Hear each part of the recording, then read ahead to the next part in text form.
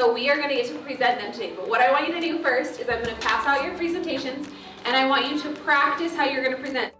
Welcome to another episode of UEN's PDTV. In this episode, we have traveled to Loa Elementary, where the third graders in Bailey Torgerson's class have designed their own food trucks and are learning how to persuade you that their truck is the best place to eat. You can make any different flavors and put them in fries. So my name is Bailey Torgerson. I'm a third grade teacher at Loa Elementary School, and it is a rural school in southern Utah. I have 14 students in my class right now, and my students really enjoy using technology, especially their iPads. Every day the students use programs like Reflex Math, Khan Academy, and Study Island, and those are kind of foundational programs that help just teach the basics. And then in group projects we usually use Canva and some iMovie stuff. Throughout this episode, we'll see how Bailey utilizes iPads, universal design for learning, and personalized learning strategies to help her students learn creativity, research skills, and information fluency skills. You utilize universal design for learning, personalized competency-based learning, project-based learning, all of these, big hands-on, student-focused types of approaches. How does that impact your teaching? How do you implement those things into your classroom? The universal design for learning is kind of implemented in a way to kind of help me so that I can help the students have as much access to the content in a way that makes sense to them. So, for example, in group projects, I often try to give students different ways to prove proficiency at the end. So like they might choose to do a PowerPoint presentation or an iMovie, whatever they are more comfortable with. And then the competency-based learning kind of comes in through those foundational programs that we use like Reflex and Study Island, because those are very ability-based programs. So they start out at a certain level and then they build on their stuff at their own pace. And then project-based learning, like I said, my kids really enjoy technology and they're very creative students. So I try to take their interests of technology and all of that and implement it into the course standards and do some projects and fun things like that. So tell me about some of the projects that your students have been working on throughout the year. So one of our favorite projects was a science unit on habitats. So they actually were assigned a different ecosystem and they had to do some research on their ecosystem and figure out animals that fit within that food chain and identify the producers, consumers, and decomposers. And then they put it all into a iMovie with their group. We've done some newspaper articles with like book projects where the students have gotten into Canva and actually personalized some different things like that. Lots of PowerPoint presentations. And you're working on, you have been working on a project up till today. They're going to present to us some things they created. Tell us about this current project and how you built up to what they have created. Like, what was the focus? What were they supposed to be accomplishing and researching? And then how are they presenting today? So it is the end of the year, so we kind of tried to find something that was fun and felt like it wasn't actually work, but it is. So we kind of utilized some of the reading standards as far as like persuasive language and presenting and some of those different skills like that. And then the students are doing a food truck project. So they had to research different cuisines and they had to research what makes a food truck successful and what they need to do to make their food truck successful. And then they got with their group and using Canva, they put together a menu and used math to kind of find their pricing and what would be appropriate to charge. And then they did like a promotional flyer yesterday, so they got that all figured out. And then today they're going to do a sales pitch, so they had to actually put it into kind of a script yesterday of how they were going to present. Okay, so when you're presenting, guys, you need to speak clearly and confidently. What does it mean to speak confidently? Like you got this. Like don't be wisdom, confidence in yourself. Yeah, you know what you're talking about, right? You guys have all done this project. You know what you're talking about and everything about your trucks, right? So act like you do. I love that it so clearly incorporates all of these different standards. You said you started with the reading standard and the language standard of that persuasive writing, but I love that you pointed out that you brought in the math and the reading and the writing and the presentation skills.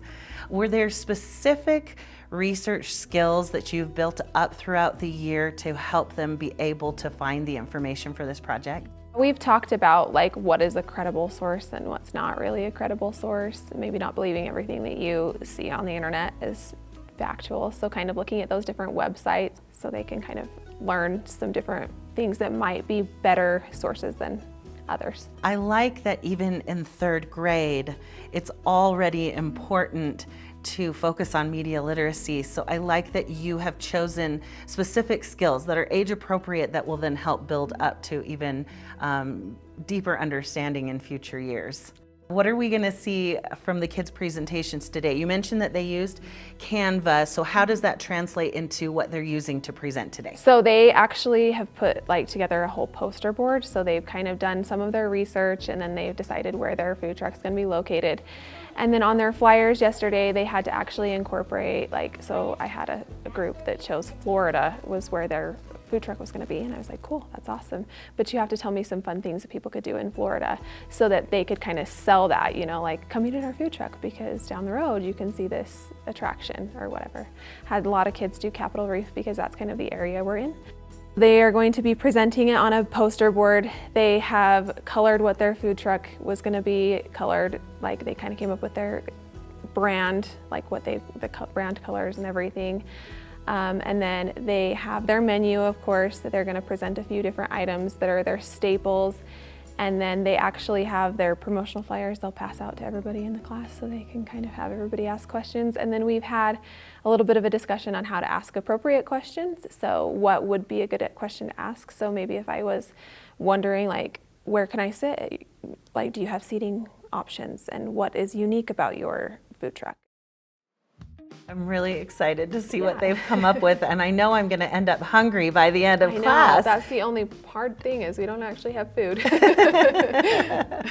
Oh, but what a fun project, especially as you said for the end of the year, cumulative and also fun and engaging.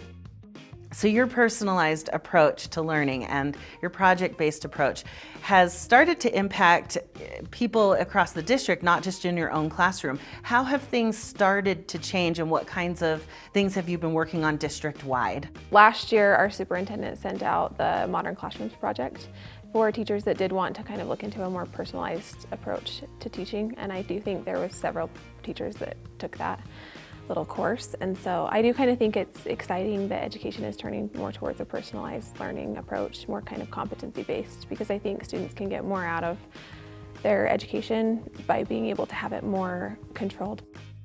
And it impacts everything, doesn't it? From the way that you plan your lessons, approach interacting with individual students, and even the way that you grade, I'm sure. Yeah, grading, it kind of just stays the same. They have to still prove proficiency in those different things as we move along. But I do like those foundational apps that can kind of help them still have a little bit of a modern classroom approach where they can kind of move through things at their own pace and kind of take a little bit more time on that while we still do teach the core and stick with the core and the standards. Thank you so much for letting us visit your class today. Yeah, we're excited. Thanks for coming. Now that you have seen Bailey and her students in action, consider how you can implement these competencies in your classroom as well. To learn more about Universal Design for Learning, you can visit cast.org and explore their UDL framework. The framework includes links to other resources and strategies as well. To learn more about personalized and competency-based learning, you can visit the USBE website or search UEN's eMedia for the PCBL framework. Research projects are a great way to bring in core standards from all different subject areas into one project-based learning experience. Utah's online school library is a great place to go for research databases that are reliable and kid-friendly. And while your students conduct their research, be sure to focus on important information literacy skills. You can learn more about these types of skills in UEN's eMedia Educational Technology Hub. For even more strategies, tools, and resources to help you implement these competencies, be sure to visit uen.org/PDTV and access the teacher toolkit that accompanies this episode.